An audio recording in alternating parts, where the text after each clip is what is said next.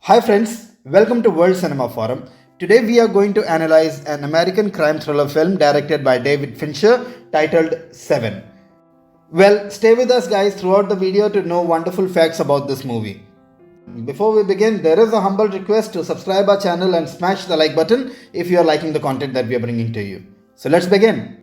Why the movie has been titled SE7EN? The number 7 has been used repeatedly to address various elements of the movie. Here are the few instances where the number 7 was used. Number 1. The time frame of the film is 7 days of 1 week.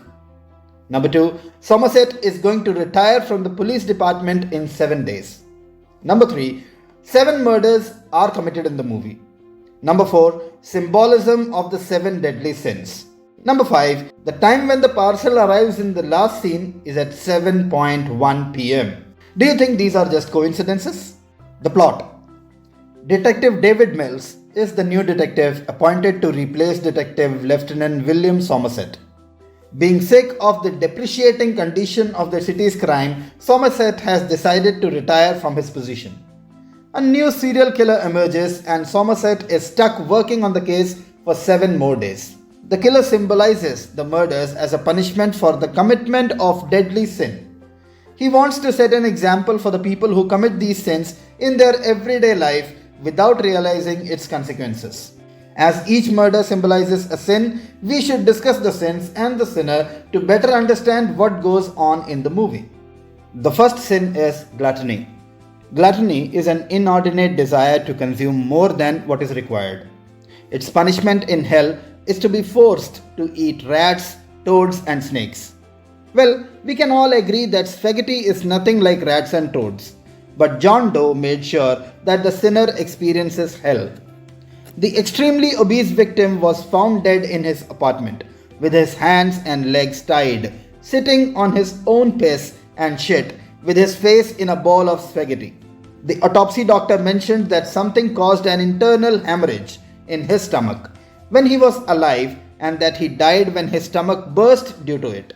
In a later scene, we see the captain come into Somerset's office to hand him over pieces of plastic found in the victim's stomach. Following the evidence, Somerset goes to the victim's house and discovers that the bits were chipped off from the floor when someone dragged the refrigerator. So he does the same and finds gluttony written behind it, with a message by the killer quoting the epic Paradise Lost. Long is the way and hard, that out of hell leads up to light. Somerset gets the hint that this murder would follow many more. The second sin is greed. Well, greed is the desire for material wealth or gain, ignoring the realms of the spiritual. Its punishment in hell is to be boiled in the most luxurious, most expensive oil in the universe. But maybe John was quite on a budget, so he decided to improvise and ask Ellie Gold, the high-profile district attorney, to cut from himself exactly a pound of flesh. He even leaves a message quoting Shakespeare's Merchant of Venice. 1 pound of flesh, no more, no less. No cartilage, no bone, but only flesh. Here the mention of the flesh suggests vengeful, bloodthirstiness, and inflexible behavior to get back borrowed money. Just before the last scene of the movie, we saw John ranting about how he killed people who weren't innocent. He believed that Ellie Gold made all his money by lying and defending murderers and rapists, so he made him pay it back with a pound of flesh. The third sin being a sloth. John leaves a clue in the Ellie Gold's crime scene, highlighting Gold's wife's eyes with blood on her photograph. After much thought and investigation, the detectives decide to question Mrs. Gold in the safe house she was kept in. They show her pictures of the crime scene and ask her if she could notice anything suspicious in the photographs. After going through most of them, she sees that the painting in the office is hung upside down. The detectives rush to Ellie Gold's office and find the words "Help me" written in fingerprints behind the painting. The following morning, they get a fingerprint match of Victor, played by Theodore Allen. Victor had a long history of mental illness. Although having received a strict Southern Baptist upbringing, Victor had dabbled in drugs, armed robbery, and assault. He was sent to prison for attempted rape of a minor. Ellie Gold represented him in the court for his case. The captain and other officers were sure that they had found the killer. But Mills and Somerset don't agree. They think the killer has more purpose. Few officers rush to Victor's apartment with a SWAT team only to discover Victor's almost dead body tied to his bed with his left hand chopped off. Now we know where the fingerprints came from. John took the time and patience to hide Victor's existence by paying his rent regularly every month on time, a landlord's dream as quoted by Detective Mills. This was a representation of another deadly sin, sloth, the avoidance of physical or spiritual work. Victor was in no condition to give a statement about what happened to him and who did it. His whole body had started to decay, and he had chewed off his own tongue. By this time, we realize that John has planned this well for years, leaving no fingerprints or loose ends. But the purpose is still unknown. The fourth sin is lust. I know you have committed the sin. It's a punishment in hell. You'll be smothered in fire and brimstone. But what our victim experienced was worse than hell.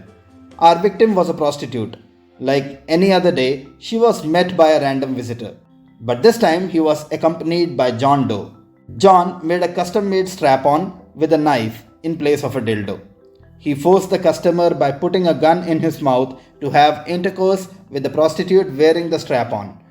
Pretty brutal, right? Not enough for John. The fifth sin in the movie is pride. Pride is excessive belief in one's own abilities that interferes with the individual's recognition of the grace of God. It has been called the sin from which all others arise. John made things interesting this time. He gave the victim a choice that would make her give up her pride in being beautiful. One of the woman's hands was glued to a box of sleeping pills, and the other was glued to a telephone. The choice was to either call for help and be disfigured, or to consume the sleeping pills and commit suicide. The woman gave up her pride and decided to call for help and get her face disfigured. John cut her nose, cut her face, and killed her anyway. The sixth sin is envy. Who is John Doe? It's anyone, maybe no one. But John Doe in this story was really someone. He was a ghost to the system. His home was filled with weird shit. He had a room full of journals, full of texts that may not make sense to an average person. We see a glimpse of his journaling in the opening credits of the movie. We also see him chipping off his fingertips with a blade. That's how none of the crime scenes and his apartment had his fingerprints. He had no employment records, and his bank account was only a few years old. The only thing they could figure out was that he was highly educated, independently wealthy, and absolutely crazy. John Doe was disgusted by the sins people committed in their lives and thought that he was serving God by punishing the sinful. He was patient, highly organized, and always miles ahead of the police department. Despite everything, John led a regular life, and he became envious of Detective Mills for having one. Forget the torture, pain, and abuse he caused to the victims. John thought he was sinful because he envied Mills' life. The seventh and the last sin is wrath. After taking Mills and Somerset in the middle of nowhere, Somerset receives a parcel for Mills. On opening the box, Somerset realizes that John has the upper hand. He asks his backup to fall back and screams to David to drop his weapon. John reveals to Mills that the parcel contains his dead wife's head. John tells him that he was envious of Mills' life and want Mills to punish him as he was sinful, doing which he would make Mills commit the deadly sin of wrath. Well, wrath is anger. It is manifested in the individuals who spurn love and opts instead of fury. John emotionally manipulates Mills by telling him that his wife begged to spare her life and she was carrying their baby in her womb. Mills had no idea about the baby, and the pain he experiences becomes unbearable for him. After hesitating for a long time, he isn't able to control his anger and shoots John multiple times, completing John's mission. This isn't the first time we see Mills' portrayal of anger in the movie. The photographer scene, the chase of the John Doe, breaking the door to John's house were all instances hinting his association with wrath. The city had a history of mental illness in the majority of its population. People commit horrific crimes that have no purpose. It is safe to say that the city symbolizes hell and that John Doe is a symbolization of Satan. Doe thinks he is the chosen one and that is his duty to punish those who have sinned. It is a matter of debate whether Satan is actually God's worker as he has to punish the sinners.